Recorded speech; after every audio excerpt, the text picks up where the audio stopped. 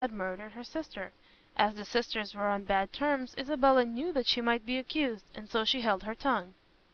"But she could have accused Emilia." "Emilia would have denied the accusation. Moreover, Isabella was intimidated by the fierce nature of my aunt." "A fierce nature, indeed, that would mutilate the dead. But I do not see how Emilia hoped that the substitution would pass undiscovered by Selina's friends, to say nothing of her father." "The idea was that Emilia, as Selina, should go abroad, and return to England in a few years.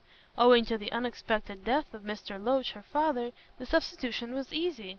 You know how Isabella alone appeared at the inquest, and how Selina, really my aunt, pretended to be sick. Then the two went abroad and came back. Emilia, as Miss Loach, went to Rose Cottage, and Isabella married Mr. Saxon." "But why did Emilia take Selina's name, and—" "Because Emilia was in danger of being arrested along with her mother and brother for coining. You could not have saved her. The accident of Selina's death—" "The murder of Selina, you mean." Maraquito made a gesture of indifference. "Call it what you like. It happened opportunely, however. It gave Emilia safety, and by threatening to denounce Isabella, she stopped her from marrying you." Caranby looked up. "Ah, now I see why Isabella left me alone. She made one attempt, however." "And did not succeed in inducing you to marry her. But had she succeeded, Emilia would have stopped the marriage. Emilia loved you." "No," said Caranby coldly, "she loved my title, my name and wealth. I never loved her nor she me. She experienced a kind of hypnotic influence over me, and I dare say I would have married her. But her heart, I am sure, was always in the coining business." "You are quite right," said Maraquito, looking keenly at him, "though I can't guess how you came to think so, seeing you thought my aunt dead. Yes, she loved coining. When I grew up she sent for me, and for Daniel Saul." "Who is he? Another of your precious family?" "A distant cousin. You know him best as Hale, the lawyer." "Oh, indeed," said Caranby, considerably surprised. "And what did Emilia do with you two?" "She got us to help her to coin. We made use of your house. I need not tell you how we dug the tunnel and arranged the factory. Emilia knew that you would not disturb the house." "I was a sentimental fool. If I had been wiser, I would not have carried on your wickedness for so long." "Oh, we have other factories," said Maraquito coolly. "Jennings has not discovered everything. But your house was certainly an ideal place. I can't understand how Jennings learned about the secret." "The entrance. He learned that from plans left by Maxwell, who designed the same. Emilia poisoned him." "She did, to preserve her secret. Hale and I thought it was unwise. He would have joined us. But it was all for the best." "Apparently you think so," returned Caranby, looking at her with abhorrence, "seeing you poisoned Tyke in the same way." "Hale did that, and I agreed. It was necessary," said the woman coldly. "But you appear to know all about the matter." "Jennings has told me everything, even to the fact, which he learned from Hale, that you rang that bell." "I did. I knew Juliet Saxon was in the room, and I wished to get her arrested. She left the house, and I rang the bell as soon as I could get away from Hale, who did not wish me to draw attention to the murder. But Juliet was too far away by that time to be caught." "Why did you wish to hang the poor girl?" "Because I loved Cuthbert. I would have hanged her with pleasure," said Maraquito vindictively. "I hate her." "Then why do you wish to see her to-day?" "To tell her that I give up your nephew." "That is not in accordance with the sentiments you expressed now." Maraquito made a gesture of indifference, and made no reply. Caranby now began to suspect that she intended harm to Juliet, and wondered if she had any weapon about her. That dangling bag could easily carry a stout knife or a neat little revolver.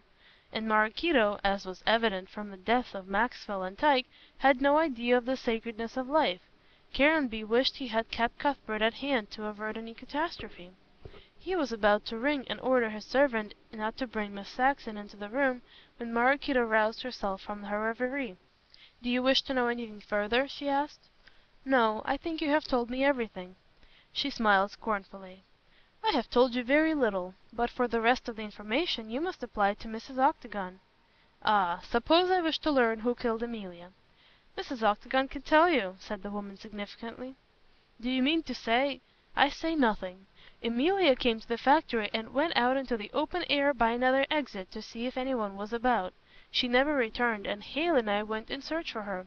We found her dead, and I know all this. Hale confessed it. But he does not know who killed her. Do you?" "I can't say for certain, but I suspect Mrs. Octagon stabbed her."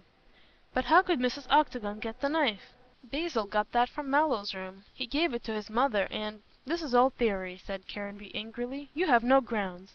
"None at all," replied Maraquito calmly. "But if anyone had a wish to kill my aunt, Mrs. Octagon had. Emilia kept a tight hold over that woman, and made her do what she wished." "About the marriage?" "Yes, and other things. I have never been able to understand why Aunt Emilia took such a fancy to Cuthbert and that girl, but she certainly wished to see them married. She asked Juliet for a photograph of your nephew, and Juliet gave her one. I took it, and that girl Susan Grant stole it from me. It was strange that the photograph should have gone back to the cottage. Aunt and I quarrelled over the marriage. She knew I loved Cuthbert, but she would never help me to marry him. It was all Juliet with her. Pah! I detest the girl. I could do nothing while Emilia lived. She knew too much. But after her death I made Mrs. Octagon stop the marriage." "I think Mrs. Octagon will consent now," said Caranby calmly. "I doubt it. She hates you too much. However, she can, for all I care, Lord Caranby. I have done with Cuthbert." The old man hoped she had done with Juliet also, for he was still uneasy. The expression of her face was most malignant. More than ever persuaded that she intended harm, Caranby again was about to summon his servant and forbid the entrance of the expected girl, when suddenly the door opened and Juliet, looking bright and happy, entered. She started back when she saw the supposed old woman, who rose. Caranby jumped off the sofa with an activity he had not shown for years, and got between Juliet and her enemy. Maraquito burst into tears. "Ah, you will be happy with Cuthbert," she wailed, "while I—" A fresh burst of tears stopped her speech, and she groped in the satin bag for her handkerchief. Juliet looked amazed. "Who is this, Lord Caranby?" "Senora Gredos." "Maraquito!" cried Juliet, starting back with an indignant look. "I never expected to meet that woman—" "You call me that?" cried Maraquito, flashing up into a passion. "I am the woman Cuthbert loves." "He does not. He loves me. You, so old and—" "Old!" shrieked Maraquito, snatching off her hat and cap. "I am young, and much more beautiful than you. Look at my hair." It came streaming down in a glorious mass on her shoulders. "My face is as beautiful as yours. I disguised myself to see you. I hate you. I loathe you. I forbid you to marry Cuthbert." "How dare you? How dare—" "I dare all things, even this." Maraquito raised her arm, and in her hand Caranby saw a small bottle she had taken out of the bag. "What will Cuthbert say to your beauty now?" She flung the bottle straight at Juliet. It would have struck her in the face, but Caranby, throwing himself between the two, received it fair in his cheek. It smashed, and he uttered a cry. "Vitriol! Vitriol!" he shrieked, his hands to his face, and fell prone on the hearthrug. His head struck against the bars of the grate, and a spurt of flame caught his hair. Juliet seized him and dragged him away, calling loudly for help. "You devil! You devil!" cried Maraquito, striking the girl in the face. "I dare not stay now, but I'll spoil your beauty yet. Wait! Wait!" She hastily put on her hat and ran out of the room. The servant of Lord Caranby burst into the room, followed by some waiters. "Send for the doctor," cried Juliet, trying to raise Caranby, "and that woman—" "She has left the hotel," said the waiter, but at this moment there was a loud shout in the street, followed by a shriek and a crash. Chapter 25. Recording by Jean of Washington, D.C.